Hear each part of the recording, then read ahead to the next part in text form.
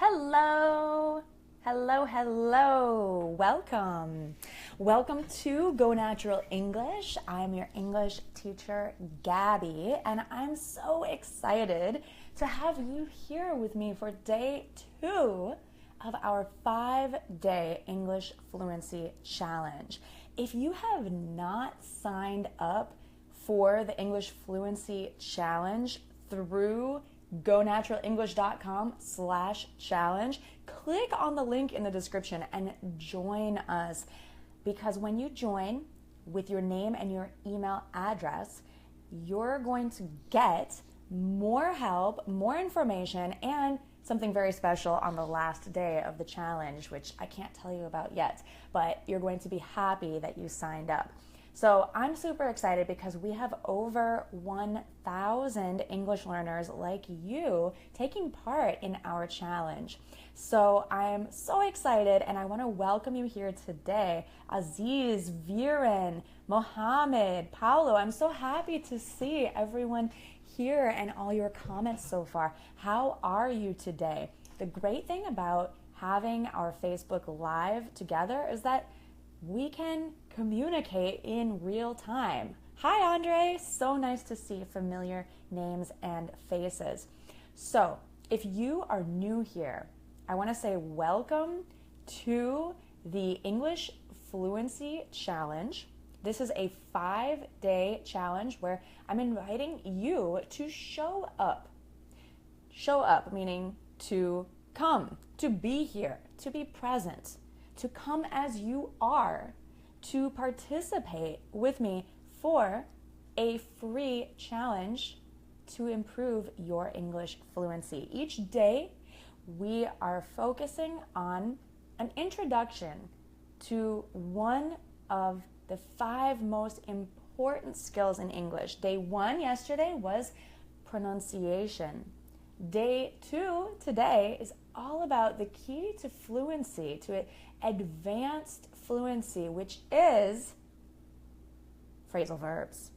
Yes, phrasal verbs. The name doesn't matter, but the idea is that you have a verb plus a preposition. What is a phrasal verb? A phrasal verb is the way that native speakers communicate. We don't use a lot of the academic verbs that you learn in your textbook, in your English class. That's the problem. A lot of English learners ask me, Gabby, why can I understand you, but I can't understand other native English speakers? That's because as an English teacher, I've learned to speak in simple English using more academic verbs. But native English speakers, when I talk with my friends who are native English speakers, and when you talk with your friends who are native English speakers, they're going to use more phrasal verbs. So phrasal verb is a base verb plus a preposition. A lot of our phrasal verbs come from the verb get.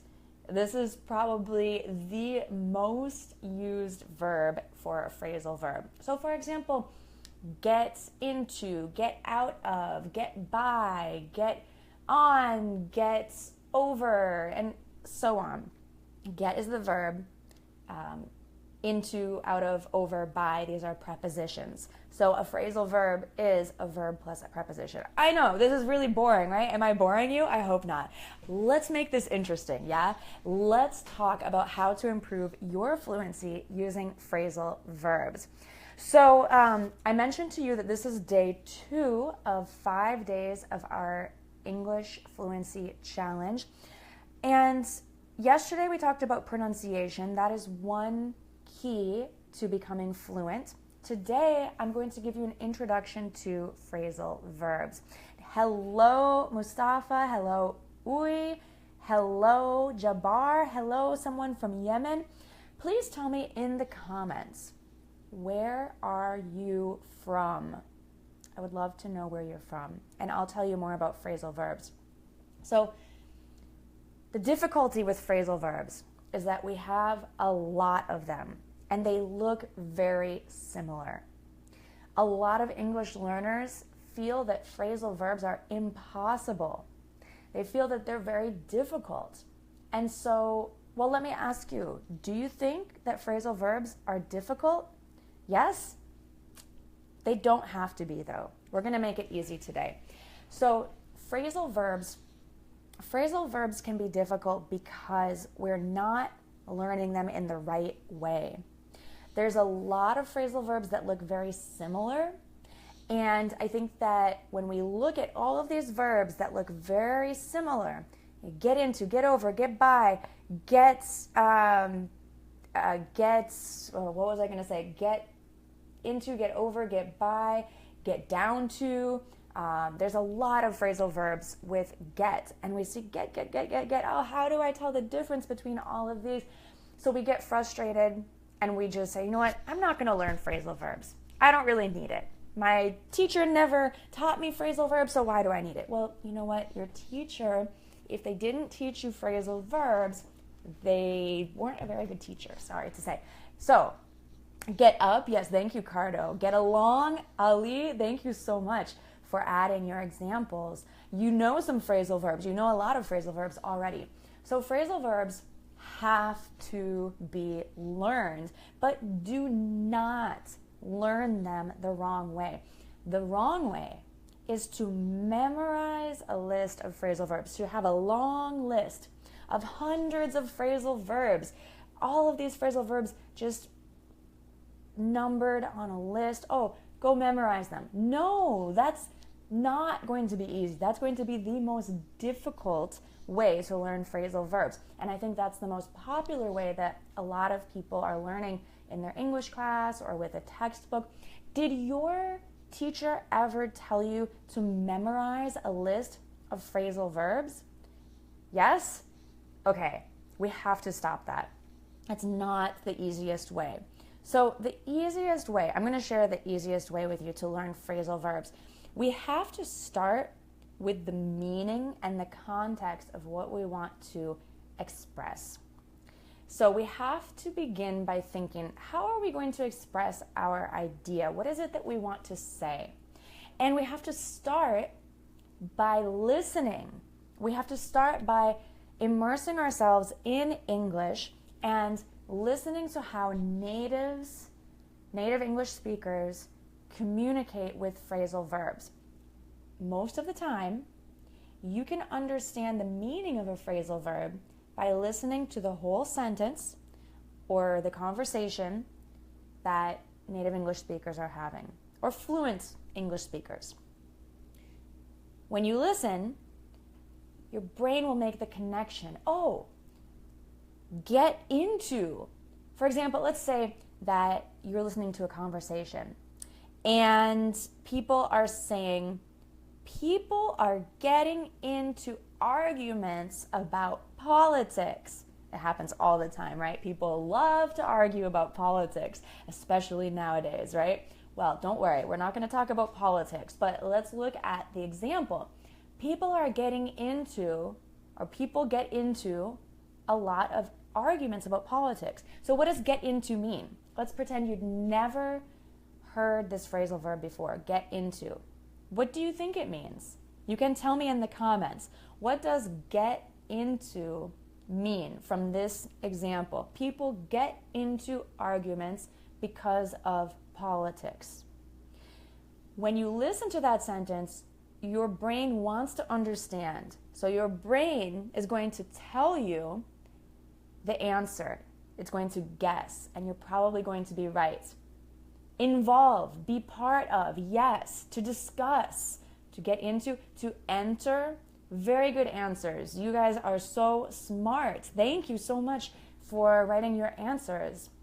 Exactly. So you can understand from the context.